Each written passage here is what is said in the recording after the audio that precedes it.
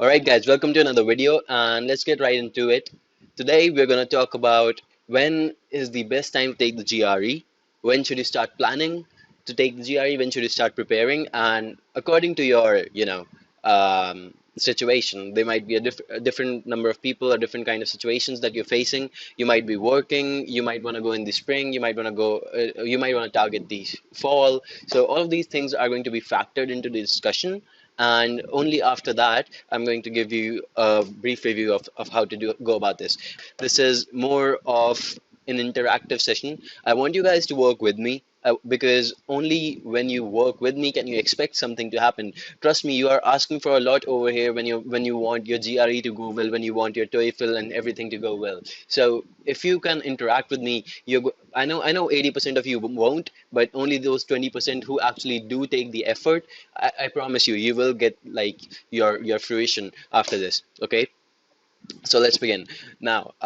Like I said, I'm not going to be spoon feeding you. So pick up your situation. Are you working? Do you have an internship?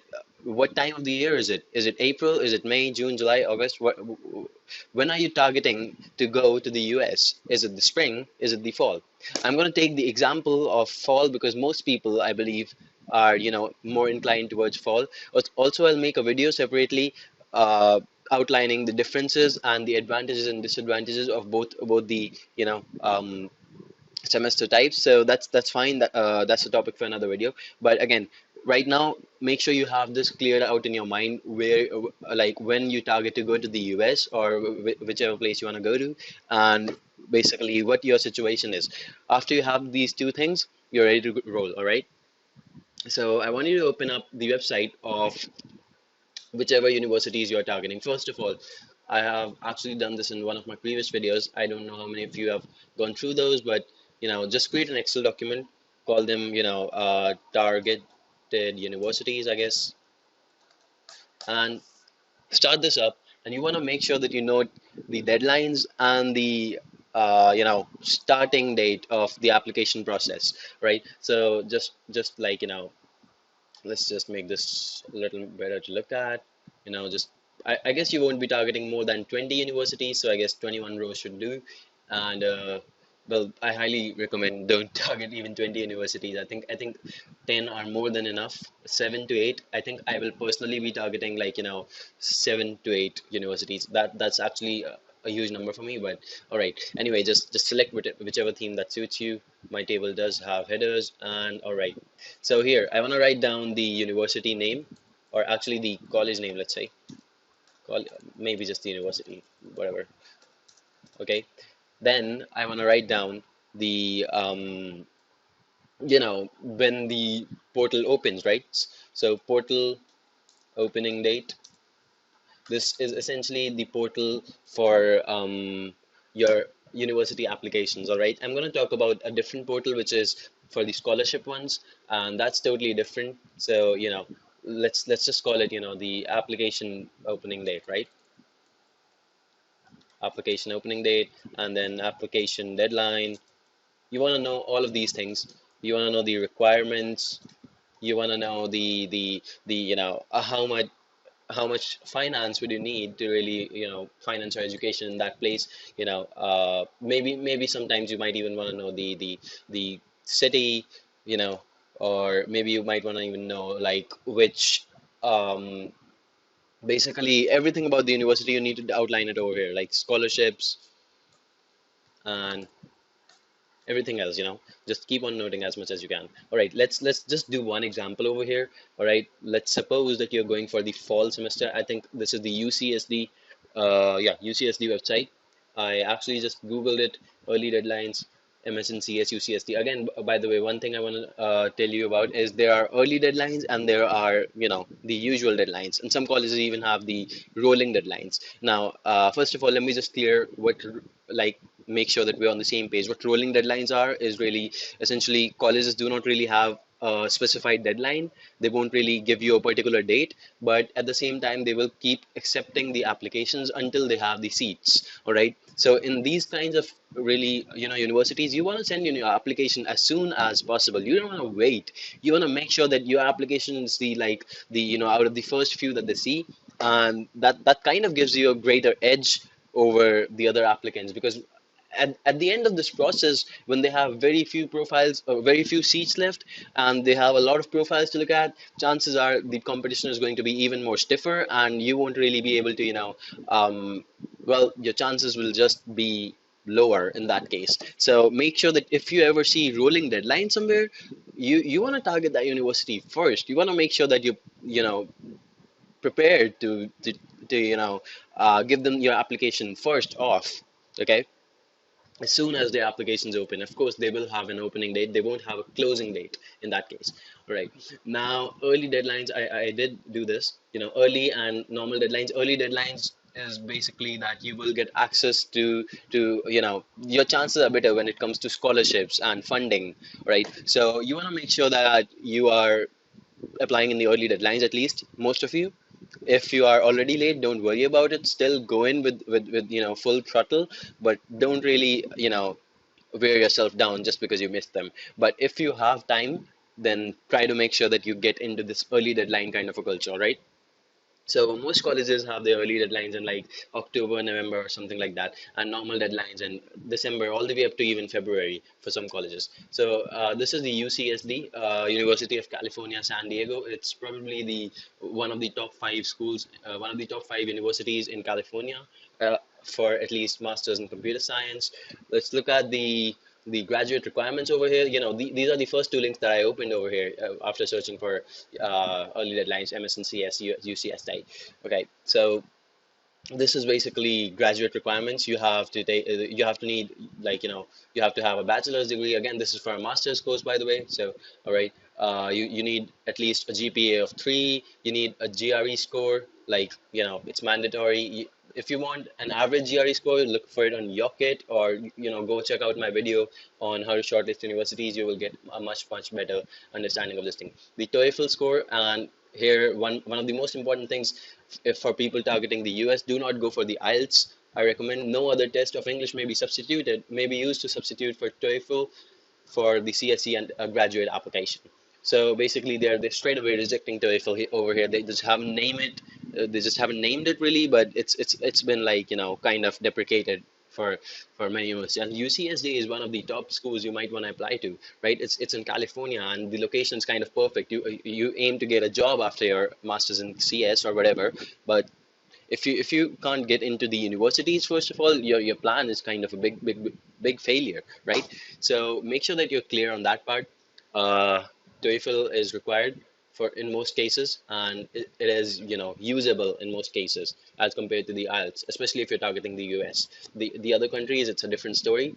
All right all right so this is just the basic graduate requirements. Let's look at the deadlines. All right, so I'm looking at this a bit early. This is still August. Like, I'm still, it's 29th of August today, so they haven't probably updated their website. It's fall 2018 application requirements, or maybe I just couldn't find the latest link. But when you do your research, you do it properly. Like, check out the top 5 or 6 links. Make sure that you actually get into their website.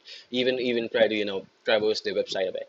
Okay, so the application deadline over here is December the 14th, 2017 at 11:59 p.m. So basically, essentially December 15th. And they might keep the application window open for like 1 or 2 days after that, but you don't want to risk it.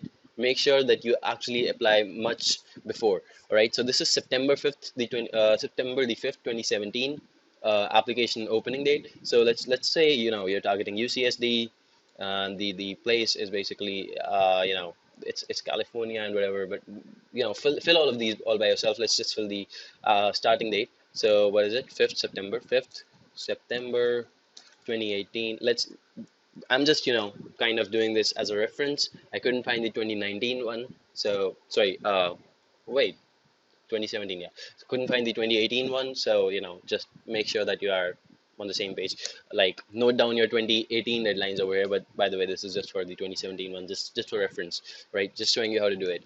And then you want to make sure that you, okay, why did it not catch up with the date? I don't know.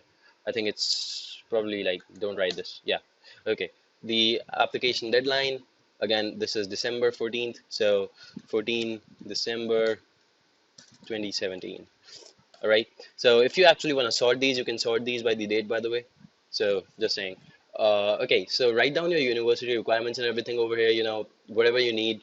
There's a whole lot of things, even about scholarships. Like make sure you actually check out these even scholarship programs these universities have. They have like their own deadlines. They have their own schedule. Like you have to apply for them. It's a different application, like altogether. You have to basically do it like it's a separate process, really. So make sure that you're doing all of this. Once you have all of this, once you know what your deadlines are, once you know when your application opens up, then you might have a better idea of when to go for your GRE exam, when to go for your TOEFL exam. If not, we're gonna clear it up right now. Okay. Let's say you're working. Okay, you don't have a lot of time. Even I was interning when I had my GRE. I just gave it on the like last day of my summer vacations. So that was it for me. But I did not have a lot of time because I was interning 7 hours a day, even spending 1.5 hours traveling. So apart from that, I needed my rest. I needed everything, my sleep and everything. So it did take me a lot of time. But apart from that, you need to make sure that if you're working, you're spending at least 45 days on your preparation for the GRE and at least, 2 weeks on the preparation for your TOEFL. So you need to factor that in, right? So if you have your applications opening up in September, I would really recommend if you're going for the fall session, like try to take your GRE in July, August, and that's about it. Like August, I think should be your you know uh, primary target. Okay, if you can't do it in August, September is still fine. But don't push it towards the end of October, November, December. Especially October, especially November. That's a very bad time. You're actually going to be late if you don't follow through this process very very fast. Like you need to do that, and you need to get your scores, and the scores come in after 15 days or something, so you can basically not send them. They're not ready till then, and even after that you have to give your TOEFL. You'll take 1 or 2 weeks for that preparation, and then even those scores take 10 days more to come out, right, before you can actually send them out to the universities. So I would recommend that you make sure you get these things in mind and go forward with this. All right. Also, you need to factor in the time you'll take to write your SOPs, your LORs. Sometimes you even have to, check the LORs and everything and all of that stuff. So make sure that you have like at least 1 month to do all of that. You will be drafting multiple LORs, and it's just going to take a lot of time, really. Okay. So make sure that you have that, factored into your this thing. One more thing that I would like to tell you about is that even when you're applying for these universities, you need to like make sure that you know in case of the rolling deadlines, at least you need to make sure that you kind of apply earlier, as I said, basically. So to apply earlier, you need to write all of these exams earlier, right? Basically, to get in with full throttle to have a better chance at the university of your choice, I would highly recommend that you actually, do your research first thing before even taking your GRE. Prepare all of this. Don't waste a single moment. The first thing you should have done is to prepare this, and a lot of people don't do that. Okay. uh, this is just for the UCSD one, and you can actually go and check the websites of whichever university you're targeting. I'm not going to be doing that for a couple more. It's the same thing. One more place where you can actually get the university deadlines easily is Yocket. You can actually just do a lot of things on Yocket. Basically, I should probably make a separate video on it, but I think most people should already know about it. But basically, you can really get the university deadlines over here. I wouldn't really rely on them, but I think they are a good reference. So university deadlines. If you have the time, if you basically whenever you get the time, even if you're at the office, you can still prepare this document, right? Even if you're working, this document takes nothing to prepare, and it should be your first step. Okay. Apart from that, if you are trying to study and you basically don't get much time, well, you need to prepare yourself to studying in the office. Sometimes that can be a bit hectic with your boss and everything around. You don't want to like tip them off, but still, like, just make sure that you're on time, create a schedule, book your GRE, because until you book it, you won't really, understand that, yeah, you won't psychologically be in that mindset that, yeah, I'll be giving it soon, right? Also, after booking your GRE, just make sure that you have like, at least 2 weeks or so, at least, one more month like just left around there for like nothing, kind of, because you might have to actually write the GRE again. A lot of times you have to do that if you kind of mess it up the first time. And let's accept it, it's easy to mess up the GRE. It's a very complicated exam at times. So unless you're familiar with the process, that is. So make sure that you have, like, and they don't let you repeat the GRE until you have like a gap of 21 days. Like if you gave the GRE on this date, and you want to give it again on this date, this gap should be at least of 21 days. Okay, so make sure that you factor in all of these things, and make sure that you are preparing this university list, getting your letters of recommendations, and basically you have time to write your SOPs and everything, and that should be enough. Again, if there's anything else you would like me to, include in this video, do post down in the comments below. Like I can make a second video on it. This is a very vast topic, and I think it requires critical research on your end. If you are not willing to put in the work, then you cannot expect a video to help you. This is a very passive process. I'm just giving out information. If you aren't really indulging with this information, if you aren't actively processing this information, this is a waste of your time. So don't really watch it if you're not investing in the process.